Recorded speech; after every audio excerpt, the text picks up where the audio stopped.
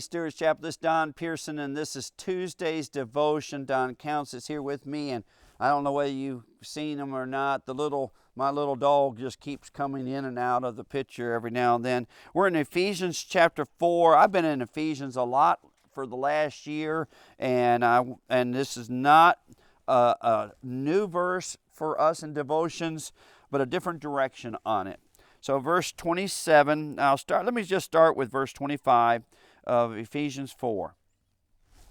Therefore, putting away lying, let each one of you speak truth with his neighbor, for we are members of one another. Be angry and do not sin. Do not let the sun go down on your wrath. Verse 27, nor give place to the devil. And he keeps on going. Now, the main verse is verse 27. Do not give place to the devil. Do not give place to the devil. There's a lot of scriptures in Old and New Testament about the enemy, about Satan, and a lot of warnings about who he is and his works, his ways, his wiles or schemes. I want to tell a story, and then I'm going to relate it to this scripture. When we first bought this property, the house itself was built in 1840, and then somebody added another room on in 1930, and then they connected those two. Actually, they were two separate houses because this was what would have been called a shotgun house, and they connected that with a hallways or a breezeway between the two, and then we added on probably another 2,000 square foot to the home. It was all enclosed in, but none of the sheetrock was in. It was all open rafters, open walls, and we were in the process of living there and building it. My wife was on the phone with our daughter. It was just about dusk, and we had a whole bunch of chickens out in the yard. I hadn't built a barn yet, and so Trish had the side door open. Forgot she had the side door open, as she's walking around talking to my daughter.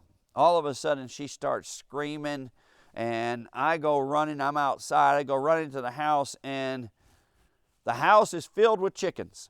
I mean, those chickens saw an opportunity. They looked up above and they saw those rafters, and they said, hey, here's a good place to roost for the night.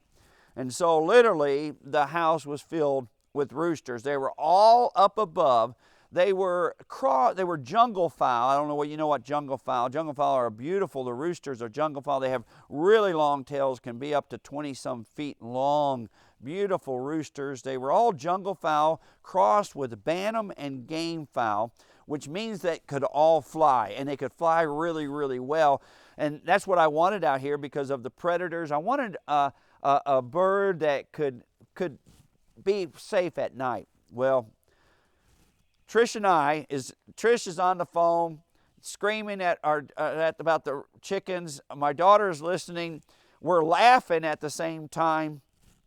We're running across the floor with a broom and a mop, trying to get those chickens off the rafters and out of the house.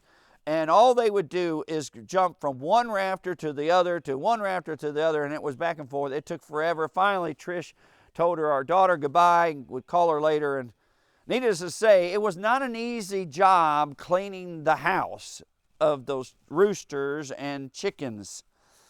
I thought about this passage today when it said, do not give place or door or way to the devil. Don't open a door for him. It's a lot easier to keep him out than it is to get him out once he gets in. And that would have been the case. If the door had remained shut, those chickens would have never got in there. But as it was, it took us forever to get those chickens out of the place. The same thing I would tell you with the devil. You keep the door shut to him. Do not give way. Do not give him a way in. Now remember, he's not talking to lost people here. He's talking to Christians. You do understand that. He is not talking to lost people. He's saying, Christians, do not give him a place. Do not give him a door into your life and into your ways. Do not give him place. It's a lot harder to get him out once he gets in. It's better to keep him out. So keep the door shut on the devil. Love you, Steers Chapel.